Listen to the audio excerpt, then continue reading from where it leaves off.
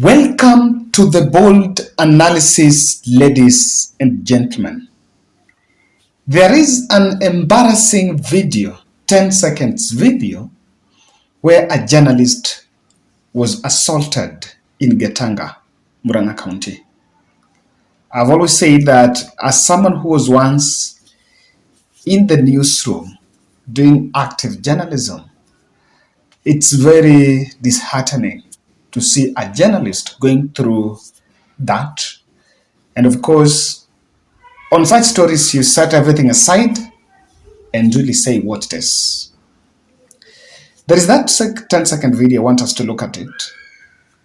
And his only problem is recording an event, or rather an exercise food donation that was being spearheaded by the second lady, the wife to Rigathi Gachagua. Now, I want you to watch that video bit here.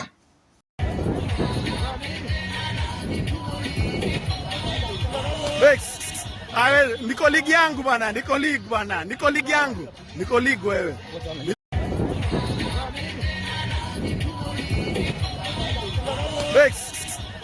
Niko ligi yangu bwana, niko ligi yangu, niko ligi wewe.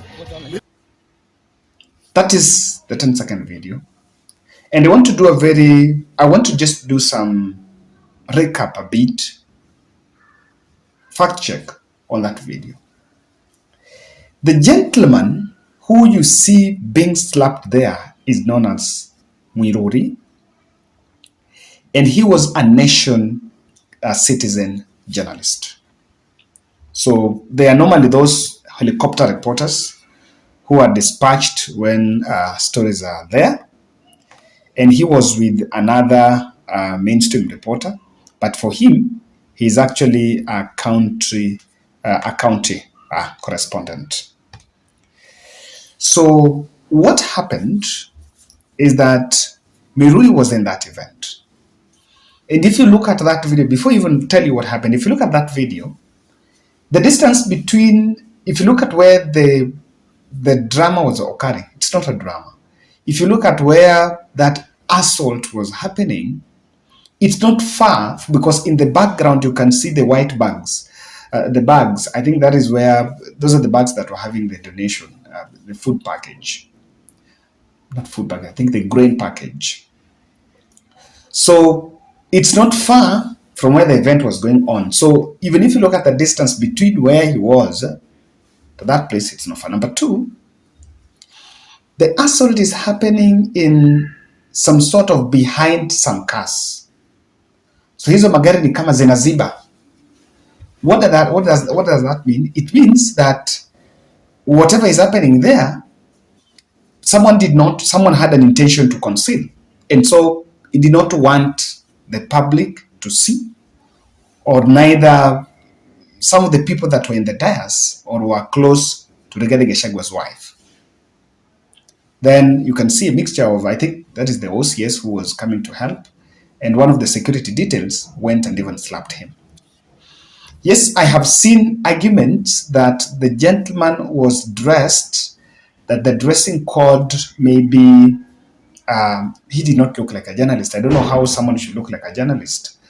But what we need to appreciate is that personally, I've had the privilege of working in a mainstream and a community radio station. Not people are the same. And a county correspondent may not have the privilege of having the suits and the ties for him to know that respect. I know sometimes as a journalist, you need to record for you need to dress for the occasion so that you also get that respect. People really respect you. But that is a country correspondent, and so that is his place. So what happened is, when Rigathi Gachagua arrived, Rigathi Gachagua's wife arrived in that place, it's a donation that was happening at a chief's camp in Gatanga constituency, a place known as the Greystone area. So when the donation was starting, and if you look at it, I think it's even going on by the time this person is being harassed. Rigathi Gachagua's wife was donating. And this guy, being a county correspondent, was using his phone to record the donation. And Rigathi Gachagua's wife was donating food. It was a food relief distribution. And when he moved, the police pulled him back and reprimanded him not to record and stopped him from recording whatever he was doing by the phone, recording the phone. But he told them, according to what Nation is reporting, he actually told them that in his work, he records using a phone. You know, sometimes our security personnel believe that a journalist is someone in the big camera. No. The question of the tag, they saw the tag, but it was disregarded. Even though I also did to report objective reporting that he told them that he records with the phone. I think they were demanding to know, is he really a journalist or not? Or why is he using the phone? So that scuffle happened there, and they pulled him back, taking him to that place where he was assaulted. So you could see they snatched his phone. According to what Nation has reported, they snatched his phone. After snatching his phone, they deleted a video that he had recorded, but of course the video was recorded. But then there was the other journalist, because he was not alone, which is normally advised that you don't send a journalist from media house to go and attend such an event alone. They went in that place alongside another journalist known as Mwaura, I think. And then Mwaura was also recording what happened there. When this guy is being snatched, is the person going there saying that Ni is my colleague? I think from what the guys saying in the background is that the officers were actually doubting whether that person was a journalist or not. So it happened. And his phone also was snatched. However, according to the Nation article I was reading, this is not the first time, because Mr.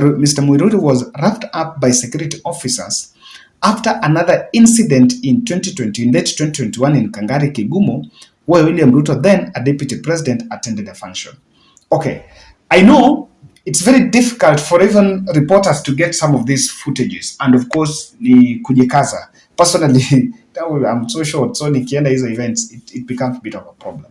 But even though you're a journalist, you need to also be within your safety, observe your safety. There's no story that is worth your life. That's my good mentor once told me, Frido Kachi.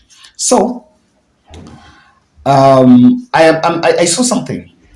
The point of justifying whether Muiruri was a journalist or not, for me, does not meet the threshold of the argument. You know why? Dorcas Rigathi is a public figure. Even if it is not the journalist recording, the Kenyans that are there can record of a public interest. Maybe someone can see, I want to take a selfie with it. What's the problem? Of course, on this one, I think MCK should come in and reign. And I've seen the MCK responding, Media Council of Kenya responding, that they already received the complaint of the same. But we've had these complaints where journalists are insulted, it goes there and the problem recurs, and we've not had strict policy interventions on this or what exactly needs to be done, even in the penal code. So, what exactly happened there is that the officers are doubting whether that guy is a journalist or not. Whether a journalist or not. So in a public event, is a Kenyan allowed to take a video? Is a Kenyan allowed to take a video? Because to say my right, Uhuru Kenyatta, let's say President Ruto is around, are you allowed to take a video? Is there a law that stops you from that? I don't know. I don't know, because for me, I understand, of course, for journalistic objective reporting, and for you to, they need that certification so that they know you're taking that video somewhere. But of course, because he was already posted as a journalist, that was needed. Now, it may not be allowed. That's one thing I also know. Is government a bit uncomfortable with what is happening in the alternative media. And leave alone that. At one point during the Nairobi insecurity stories, some people from government, I think even the IG said that some of those disowned some of the clips that have been shared, that those clips were not even from this country. And of course they were trending on Twitter. So it's a possibility. But then there is something we need to look at, and there's something that I can see from this. Kindly subscribe to our channel, click the notification bell, and like our video. There are 4 reasons why I feel that they did not want that event to be amplified. Even though a question that we will maybe demand an answer to know is, did they send an invite, a media invite for them to cover the event? And without even that media invite, if you know the wife of Rigathi is going somewhere and you're a media house around there, you can send a journalist. There is nothing wrong. But they also need to find out whether they didn't want to be covered. Why did they not want the donation to be amplified? Is because the public had complained about glorifying the giver by sending the cabinet. Initially we were sending the cabinet and they were having tents and all that. So on this one, they did not want, maybe they've realized after, I think even Pierre Lumumba said that, let's not take photos and videos and glorify the giver. Let's just use the structure, the chief and the administration, the county commissioners for this relief food to get there.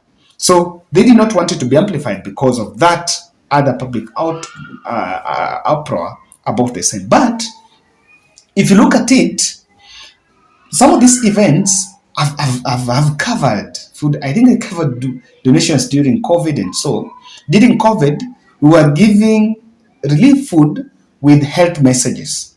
But to a politician, there could be political messages accompanying this. And that's what people want. The political messages could be on what maybe the giver is saying while donating the food, could be the branding, or maybe it's foundation, or coming from government or so. So that and that's the big thing. Actually, that's it.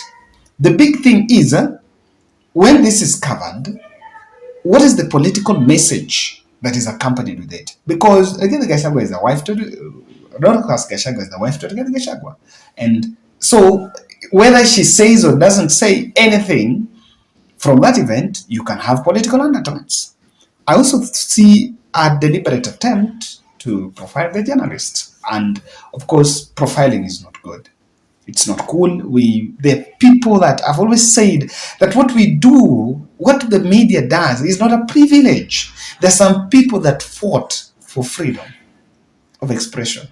But anyway, this government, freedom is here. So what has changed? I don't know. That's my take, and that's my bold analysis.